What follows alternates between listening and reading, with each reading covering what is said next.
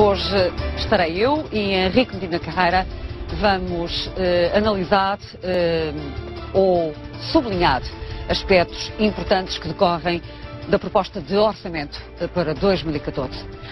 Doutor Medina Carreira, boa noite. Boa noite, Judite. Está bom?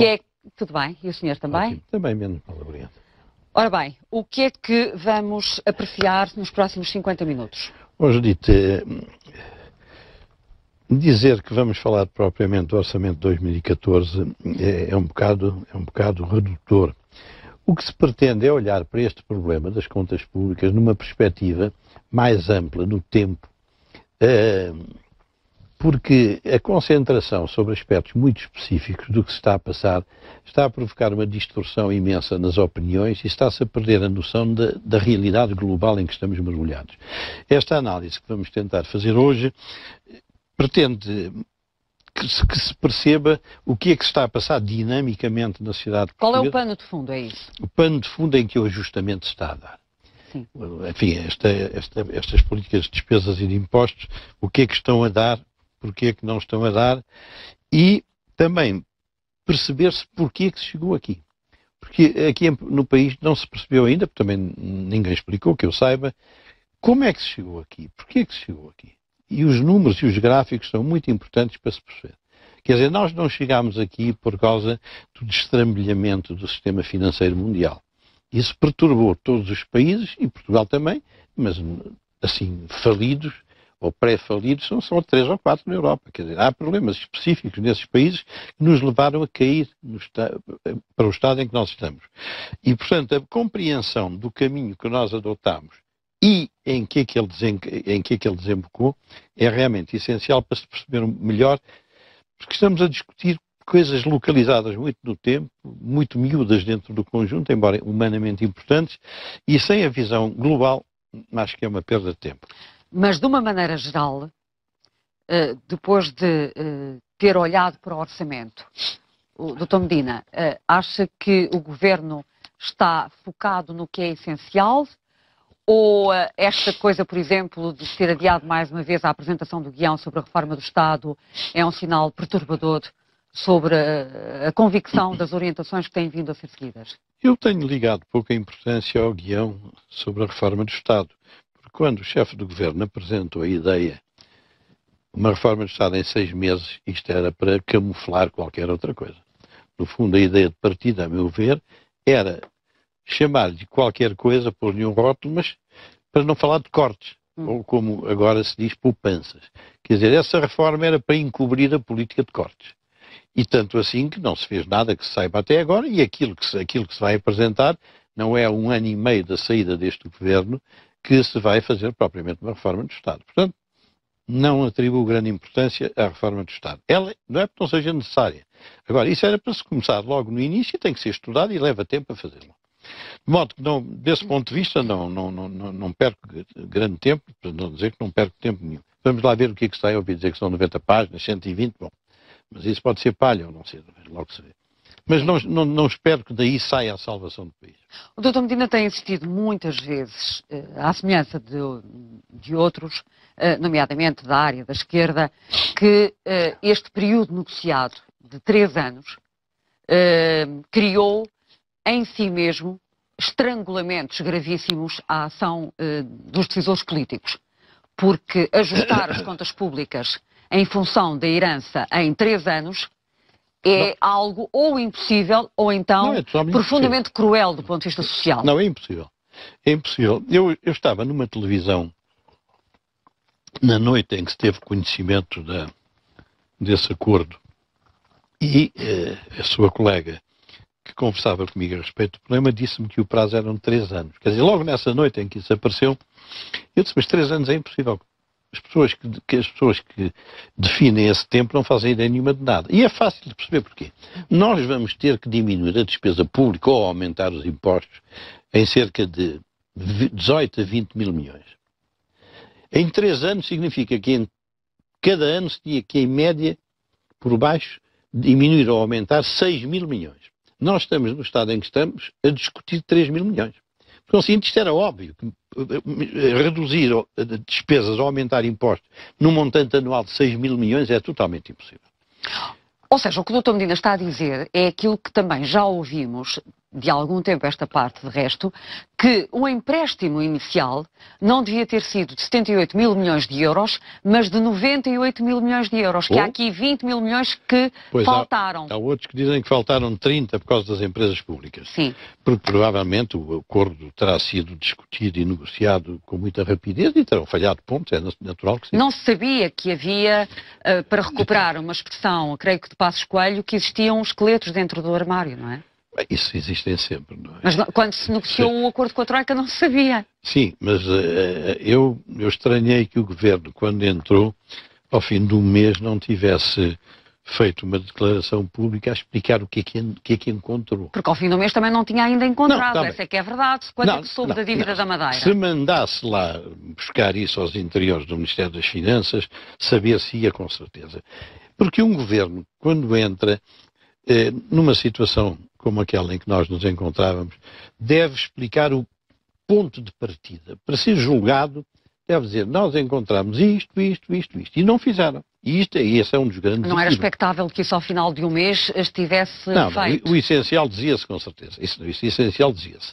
Agora, também não fez isso. Como também não procedeu bem, aliás, já falámos disso aqui, o ataque à despesa pública é muito tardio. É muito tardio.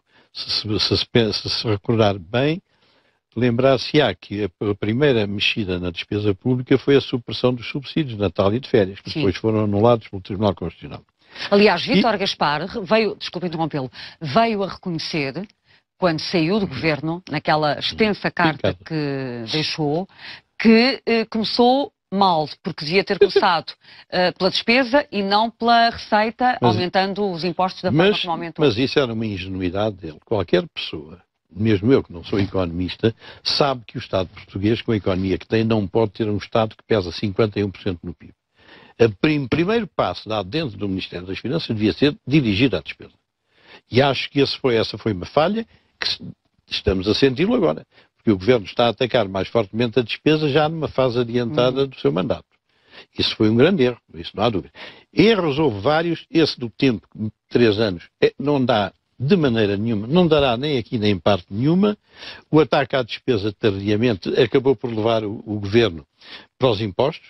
Foi por causa dos subsídios que o Governo atacou fortemente nos impostos. Quer dizer, quando o Tribunal Constitucional levantou problemas à despesa, o Governo deslocou-se para o sistema fiscal. Então, mas nesse caso, o ónus da responsabilidade não pode ser alocado exclusivamente ao Executivo, mas também ao poder do Tribunal Constitucional. Não, o Tribunal Constitucional é uma discussão que eu suponho que está mal colocada. O problema do Tribunal Constitucional, em primeiro lugar, o Tribunal Constitucional não julga perante... Bom, desde logo há 6 que julgam para um lado e há 7 que julgam para o outro. Bom, por conseguinte, também não é líquido aquilo que deliberam.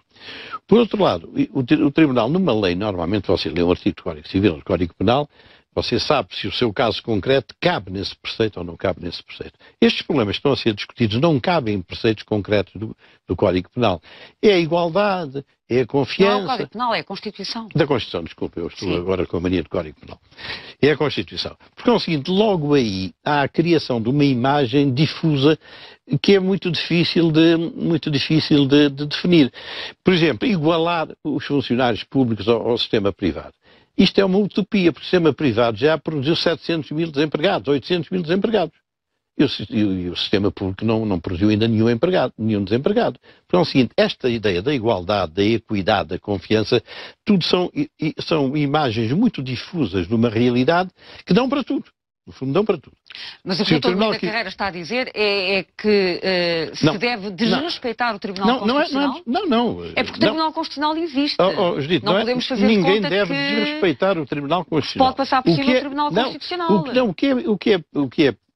O que é importante perante o caráter difuso da realidade é que o Tribunal Constitucional perceba, a primeira coisa, que nós não temos escudo. E a Constituição foi delineada para se ter moeda própria. A segunda coisa, se o Tribunal Constitucional vier agora com uma batelada de anulações, os credores lá fora dizem, bom, aquilo é um país de gente louca, a Assembleia delibera, o Presidente da República promulga, o Diário da República publica, e 4 meses depois aparece um tribunal a anular. Pô, ninguém acredita num país deste género quando se fala do Tribunal Constitucional. Mas isso também não vai resolver problema nenhum. Não, mas é que... Isso não vai resolver problema nenhum, porque não é isso que vai fazer com que os juízes do Tribunal Constitucional se deixem comover. Sim, mas convém que se diga isto que eu estou a dizer. Isto é uma acusação e uma prevenção. Se nós cairmos na moeda única, ou se tivermos que assinar um segundo memorando de entendimento, por responsabilidade do Tribunal Constitucional, eles devem ter consciência disso. Quer dizer, para respeitar a Constituição, leva-se o país para a lama. Isto será a responsabilidade deles. E o inverso também não pode ser verdade? O quê? Ou seja, os governos, neste caso o governo desta maioria PSD-CDS, não deve encontrar soluções dentro do quadro constitucional? Ó, Judite, vamos não ser anjinhos, quer dizer, é preciso diminuir a despesa. Você só tem duas maneiras de diminuir a despesa. Ou reduz os salários, ou manda gente embora. Bom, isto é tão simples como simples. Não há três maneiras de cozinhar esta solução. Portanto, se uma não serve, a outra não serve, então a despesa não diminui. No tempo em que tínhamos escudo, era indiferente que a despesa diminuísse ou não diminuísse. Nós mandávamos fazer moeda para pagar.